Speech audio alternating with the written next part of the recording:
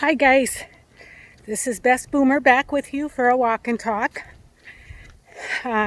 If you like my channel, Best Boomer, please consider subscribing.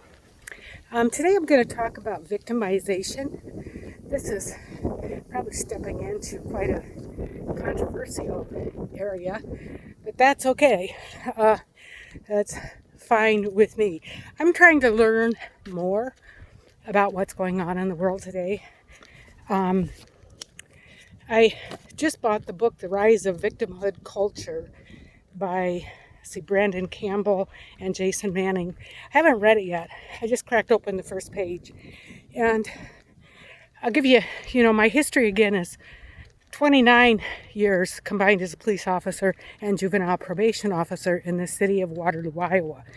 And I'm college educated, and so I have worked many years with the Black community.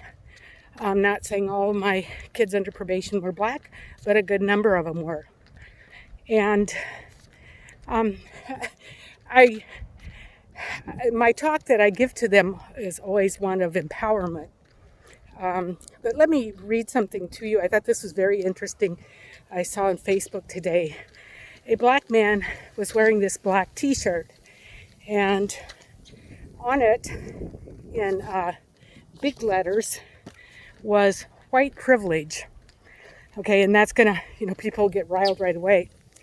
And underneath it, it says, a false ideology created to cultivate victimhood. And that to me says a lot. Because to think somebody's privileged, they have more than you, you're the underdog, you have no control over it, blah, blah, blah. Victimhood. Let me read this. It's a status. It can buy special privileges and gives a green light to brand opposing views as hate speech. You are not allowed to question the anger of anybody from a marginalized background. This is the wrong answer to me. I think I go back to right and wrong. There's right and there's wrong. And a lot of understanding can come out of questions and answers from both sides, done in a calm manner. We talk about political correctness and what that means today, and it's gotten to the point, it's like a whole nother language. I guess political correctness is there so you don't offend people who are marginalized.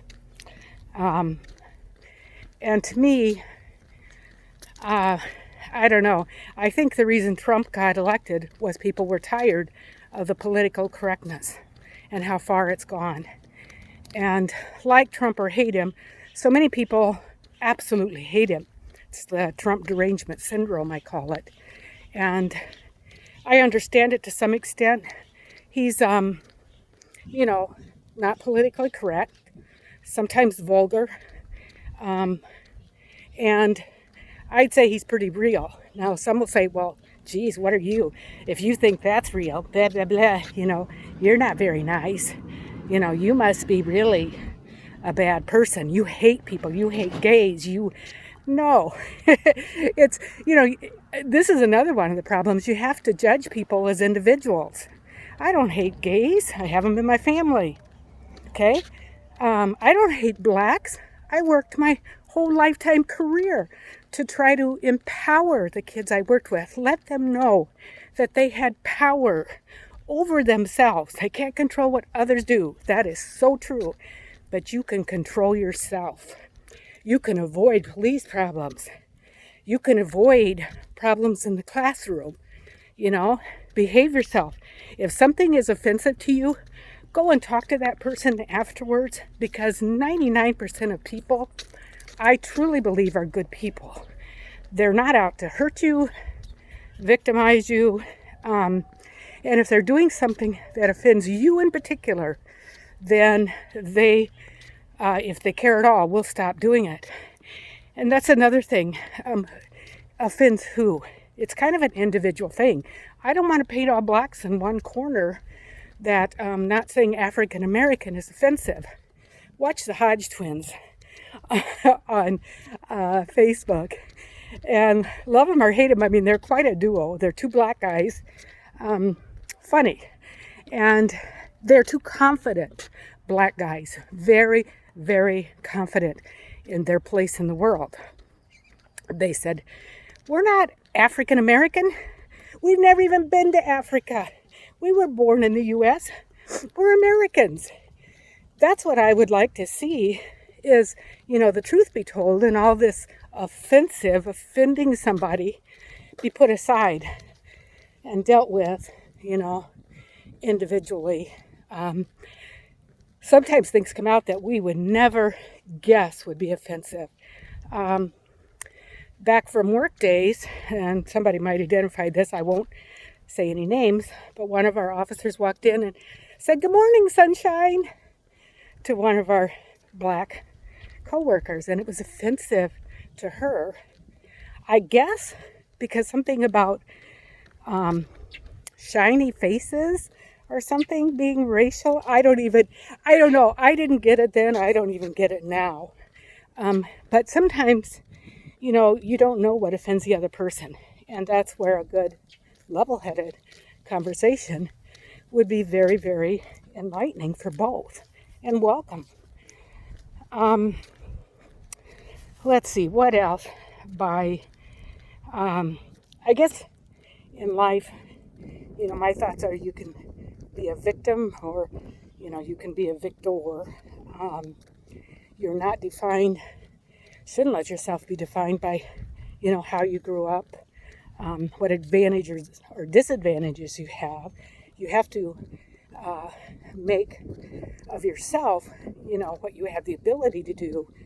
And, you make the choices to do along the way. Sometimes some of those derogatory statements made toward you they're just the spark that's enough to get you up and going.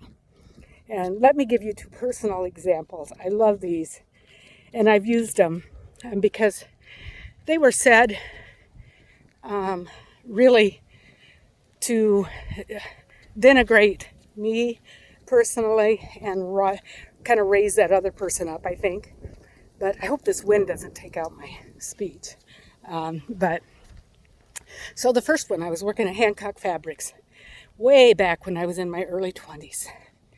I didn't have a college education. And I was trying to put these shelves up. A coworker and I were trying to do this, and it was difficult.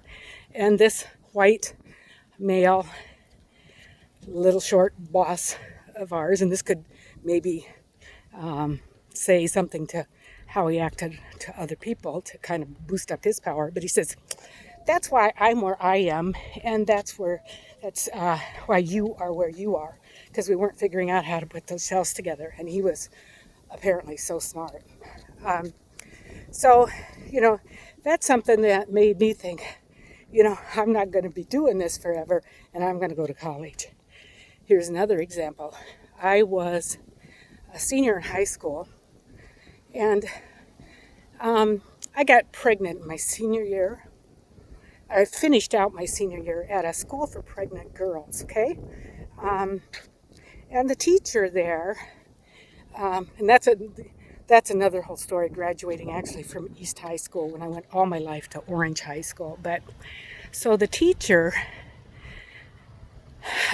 was kind of getting on us, we were doing our work and stuff, and she was telling us that statistically, we girls who got pregnant in our senior year would go on to have other illegitimate children, and hence keeping us down in the world. In other words, we wouldn't be successful because apparently this is just the way we were. And again, I just kind of thought, well, I don't think that's going to happen to me. I'm going to be just fine.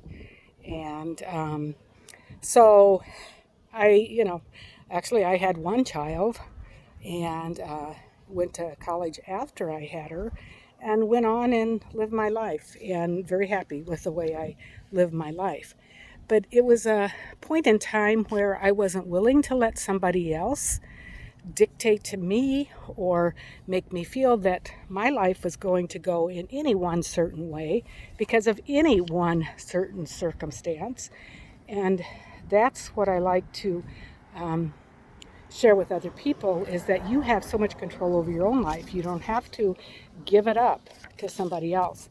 And that's what I'm saying. I hate to see anybody give it up to the instigators out there. And I think there are instigators out there that really have nothing to do with Democrat or Republican, or not even black or white.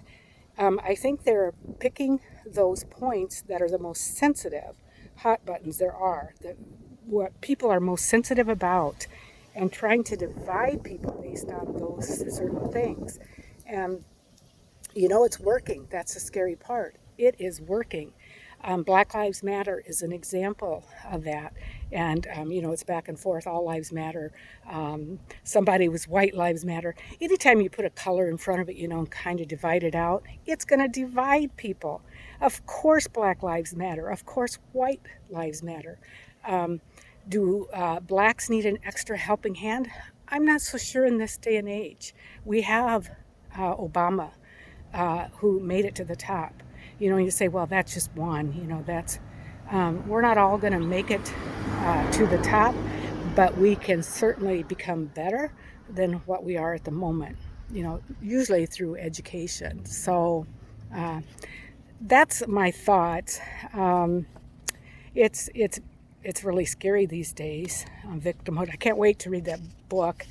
I'm the kind of person that reads several books at one time, and I've got a couple other ones going.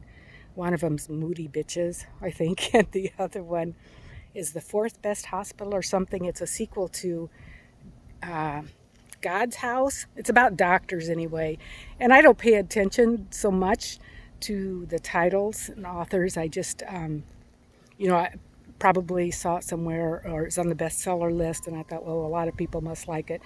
And I love reading, so the next one in line, it's like I say, the rise of the victimhood culture. It ought to be pretty good. So anyway, there's my words of wisdom for today. Take them or leave them. But this is Beth Boomer. Like I said, I would sure appreciate if you consider subscribing. I'm on YouTube, Facebook. Sometimes I share to Twitter. But I love doing this, and hope to talk to you soon. I'll be doing my YouTube presentation on Thursday. And I'm not sure what I'll do it on yet, but I always try to bring the best products to you. So take care out there. Be safe. Okay? Bye-bye.